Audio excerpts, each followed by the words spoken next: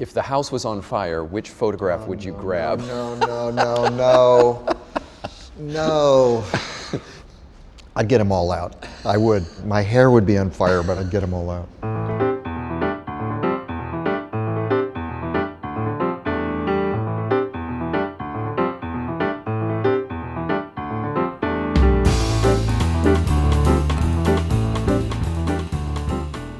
You have been in front of the camera for years and a student of the moving image.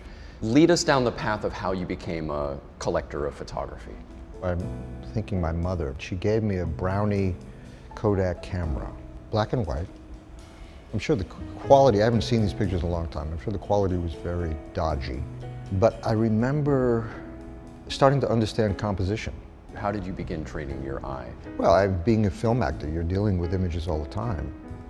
You know, we've got 4 cameras here. Each one of them is telling a different story. And depending on who the operator is, each camera and the operator then adds another element of storytelling. And of course, my eye got better at seeing images over the years and understanding the difficulty of achieving some of these things, especially the extraordinary ones that are so beautifully printed, the Irving pens, what it takes to create a print like that. Would you say there's a particular theme that runs through this group of photographs? And how did that evolve? I think I'm probably more interested in faces and bodies. You know, being an actor, my basic tool is emotions, storytelling. So I think most of the pictures that I respond to have a story that's suggested. I'm looking at the Robert Frank over here. It's a woman through a bus window. And that look, it's like a close-up in a movie.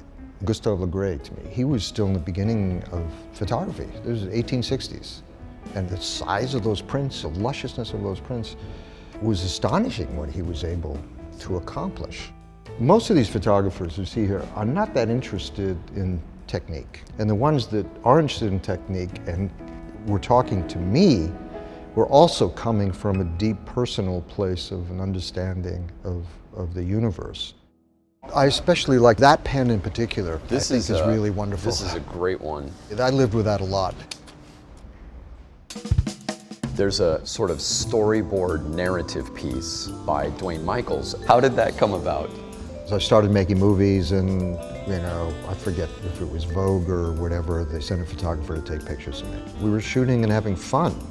It wasn't like, you know, hey, God, when is this going to be over? So we did that shoot, and then I called him up and I said, look, I got some other things to do. Why don't you and I just go out and take some shots, and I'll use them later on. So we became friends. It took a lot of shots. I mean, the guy's really good. Yeah. I mean, I have them all over my house. I don't think I'm selling all of them. I think I said I can't. I like these too much. Several of the Diane Arbus photographs that you own are from her very last series, which was called Untitled. And there's also a kind of dreamlike, theater-like aspect to those. What was it that attracted you? They are theatrical. There's a sense of Halloween about them. Depending on how you look at it, it can be very hard, challenging photographs, or there can be a great sense of play and delight about them. Your relationship with Herb was clearly very special. So many of his images are true icons of fashion photography, and especially of the 80s and 90s. He really liked his subjects. Right. Certainly made people look better than they really are. Right. Which made us really happy too. I mean, I sat with him editing photographs from a shoot, Right. and he'd be up all night because he cared incredibly deeply.